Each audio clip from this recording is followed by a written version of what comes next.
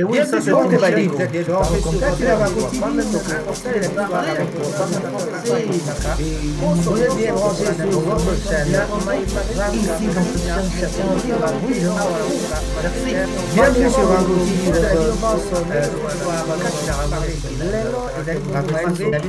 na poso oyo tuko analyse maimanso mazali koleka kati na mboka Congo, maimanso mazali koleka na mboka pe mokili mobimba. Merci. Et oui, vous avez marrant.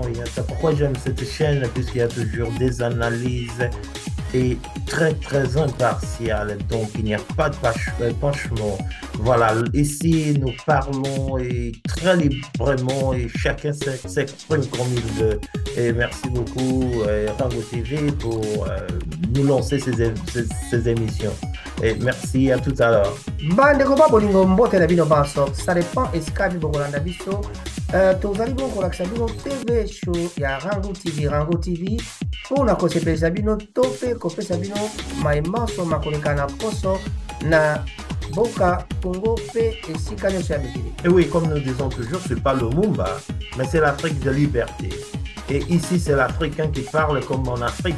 C'est l'Africain qui s'exprime comme un Africain. C'est l'Africain qui s'exprime sur Rango et dans sa profondeur africaine la plus profonde. Bonjour, vous êtes bien branchés sur Rango TV, votre show.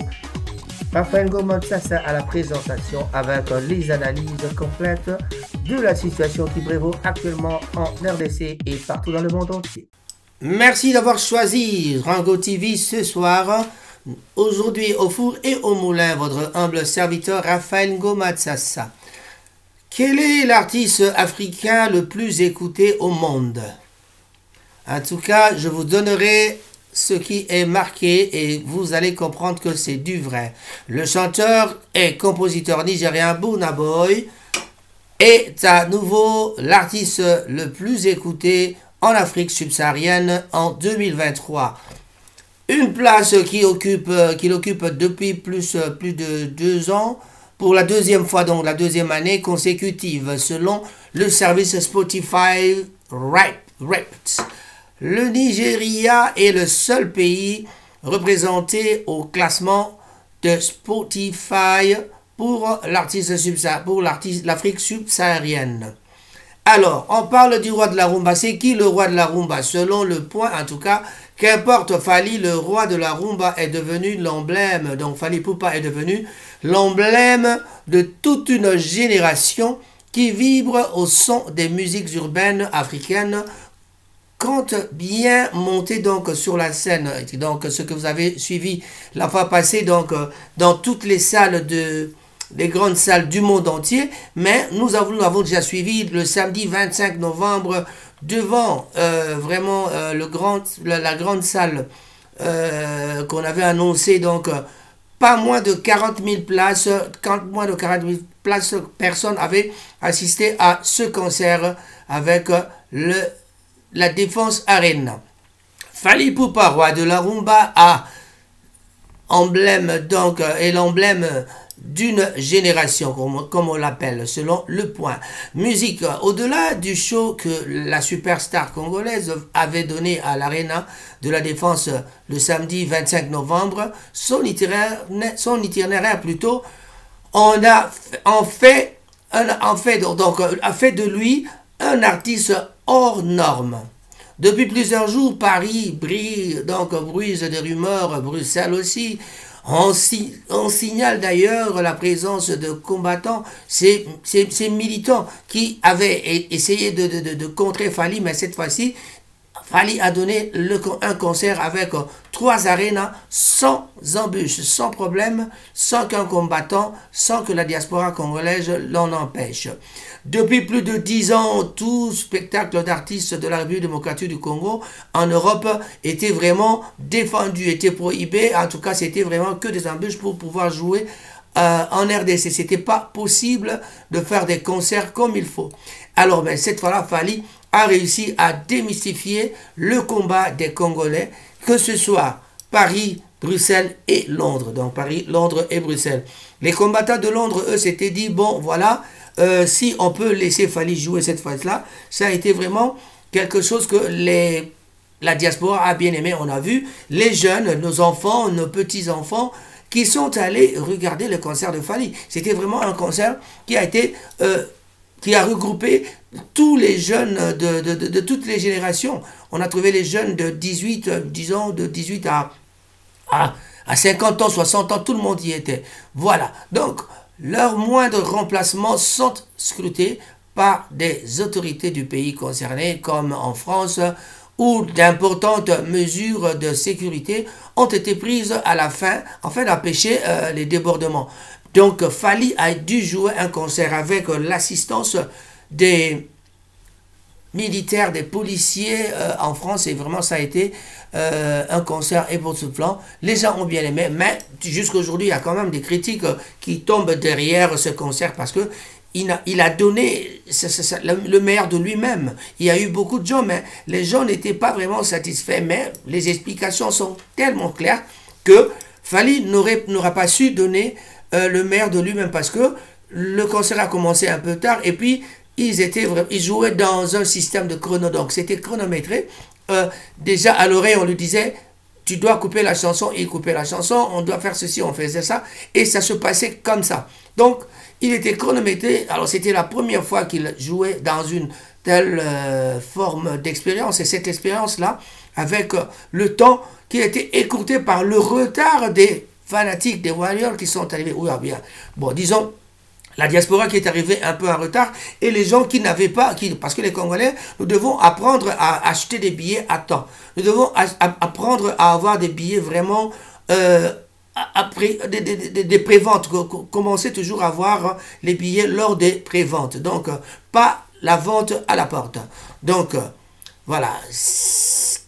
Il n'y a pas eu de débordement, donc je n'aime pas parler de politique. Je suis avant tout un artiste de divertissement. Ça, c'est Fally Ipupa qui a toujours martelé de cette façon-là. Pour lui, Fally Ipupa, donc, même si l'auteur-compositeur aujourd'hui, âgé de 45 ans, 46 ans, aujourd'hui, je ne sais pas, je crois 45, 46 ans, oui, 46 ans, maintenant, continue d'user du libanga. C'est dédicaces tarifées ou non à des personnalités insérées dans les chansons ou les concerts en signe de reconnaissance. Donc voilà, nous sommes tous sans ignorer que Fally Ipupa s'est montré vraiment capable avec ce genre de concert où ce qu'il a montré tout son talent de danseur et de chanteur. Il y a bien de critiques, bien sûr, il y a toujours des critiques par-ci par-là. Mais nous avons vu Arena, qui était Arena ici, Ovo Arena, qui était un terrain tout à fait anglophone, où ce que Fally a déjà pu faire le meilleur, a pu donner le meilleur de lui-même, parce que c'était la première fois qu'un artiste francophone chante ici en Angleterre. Donc vraiment, sur Ovo Arena de Londres, c'était vraiment une possibilité pour que l'artiste s'exprime. Il a fait mieux que la Défense à Paris, et il est allé faire encore mieux à Bruxelles. À Bruxelles, où c'était au ING Arena, c'était une occasion pour rassembler toute la diaspora de la Belgique. Et là non plus, même les Bokechu, donc les combattants s'étaient vraiment calmés. Il n'y a pas eu de problème. Donc, que dit-on maintenant dans les rues? Tout ce qu'on raconte dans les rues est que Fally Ipupa, c'est le roi de la rumba. Et cela d'ailleurs est à la base d'une controverse, d'une polémique très vraiment qui a engendré beaucoup d'histoires. Il y a eu, on regarde du côté des animateurs qui font la chronique musicale congolaise. Vous connaissez bien, il y a des gens qui font la chronique, mais ces gens-là qui font la chronique, c'est dans le sens de supporter un des artistes. Par exemple, moi, je fais ça pour supporter la musique congolaise, mais il y en a qui diront, ah ben lui, il est pour Fally parce qu'il parle de Fally. Donc, il y a le parti pris qui existe au Congo. Nous avons connu dans l'ancien temps des polémiques de Wenge Musica, Maison Mère et disons, à l'époque de Wenge Musica, BCBG, Wenge Musica, de Werason, donc maison mère.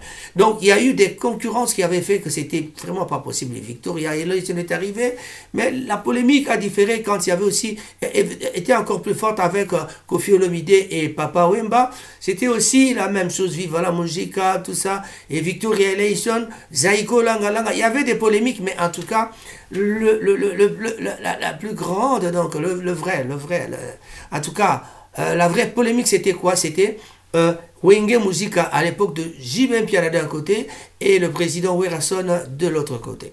Voilà, donc c'était ça.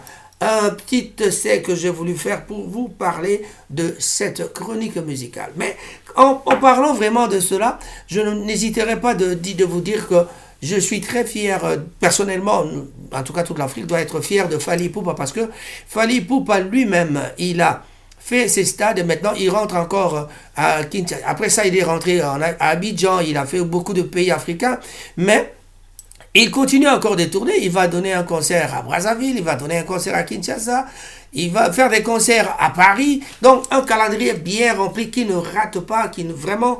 comme on le disait, Eratakate, Sende. Bon, ça c'est Eratakate qui dit Sende. Eh bien, dans le cadre de polémique, je vous parlerai encore d'une polémique qui fait rage. Maintenant, c'est Cindy le cœur avec son... non, plutôt, Mopa ou Mokonzi. Koffi Olomide qui est entré dans une polémique avec sa fille... Diddy Stone, mais c'est une polémique que j'appelle polémique à 2 balles, vraiment, c'est des gens qui perdent leur temps pour, en tout cas, peut-être, dans la musique, on dira que les musiciens aiment ça, quoi. Mais moi, je dirais que je vois très mal pourquoi Koffi accepterait de faire cette polémique-là. Ils en profitent, ça c'est sûr, mais est-ce que c'est le niveau de Koffi Olomide de suivre sa fille? Est-ce que c'est le niveau de sa fille de commencer à provoquer son père? Tous les deux, quand, en tout cas, que ces deux-là réfléchissent. Je dirais déjà à Fidel Kinatako, puis qui a l'occasion souvent de parler au grand frère Koffi Olomide. En tout cas, franchement, même Tuturo qui est ici, Mama Rufa, tous ces gens-là, toute la famille de Koffi Olomide, veuillez donc essayer de stopper cette polémique qui n'a vraiment pas de sens. Qui n'a pas de sens. Oui, je sais que Koffi Olomide va en profiter. Il va sortir une chanson qui s'appelle Mame Yenga, Pekise Yenga, Atika Koyenga Yenga. Voilà, Mame Yenga, Pekise Yenga, Atika Koyenga Yenga. Ça, c'est... Bon, le titre de la chanson va peut-être être Mame Yenga. Alors, qui est Mame Yenga? Qui est Yenga? Ça, on le saura un jour, le jour où Koffi Olomide lui-même expliquera, parce que les musiciens sont des profiteurs. Ils profitent de l'occasion pour pouvoir lancer quelque chose. Quand vous vous mettez dans la polémique, c'est la chanson qui gagne. Voilà. Pour terminer, je vais parler de Wata. Héritier Watanabe qui va sortir son album ce soir, le 15 mars. Nous sommes bien sûr le 15 mars. À minuit, l'album Le Baron qui va déjà sortir déjà. L'album sort ce soir, mais Le Baron, le premier titre qui sortira avec clip, ce sera Le Baron. C'est une chanson, les gens qui ont écouté ont déjà dit que super. En tout cas, il cherche à rafler la place de Fally Ipupa, parce que jusque-là, depuis que Fally Ipupa a sorti son album Formule 7, jusque-là, Formule 7 gagne le terrain et Formule 7 n'a jamais été détrôné. On a eu des albums, mais personne n'a su détrôner, prendre la place de Formule 7. Fally Ipupa le champion, mais nous espérons que Héritier Watanabe, puisque Fally Ipupa en tout cas, il a pris 2 ans pour le même album, qui continue à gagner le terrain, mais en tout cas cette fois-ci nous pensons que ce sera le tour de Héritier Watanabe de prendre le relais, et puis ce sera peut-être le tour de Fabregas. Il y a aussi Inosbi qui est là sur le terrain, Rebo qui est à côté d'ailleurs, je vois encore Rebo qui venait de sortir quelque chose, de choqué. Voilà. Alors, il y a plusieurs orchestres, il y a des albums qui arrivent, mais ce soir, c'est la sortie de l'album de notre enfant, notre fils. C'est Moto Natembe, Toto Yatembe, Totorino Yatembe. En tout cas, on attend Le Baron ce soir à minuit. Nous n'allons pas dormir, en tout cas à minuit. Nous allons tous appuyer sur le bouton pour écouter la chanson Le Baron, et ce sera la sortie de l'album Chemin de la Gloire. Chemin de la Gloire, dit-on, c'est un album qui arrive en pompe, qui arrive en pourpre, pour pouvoir déboulonner, pour pouvoir écarter tout ce qui est sur le terrain. J'ai dit et je vous remercie Raphaël Gomatsassa pour Rango TV Show. En tout cas, on attend Motona Tembe avec Chemin de la gloire. Et cette émission, je la dédie à Totorino, monsieur Héritier Watanabe avec Chemin de la gloire. Et on dit, c'est le chemin de la gloire pour cette émission aussi. Merci beaucoup et au revoir. À tantôt.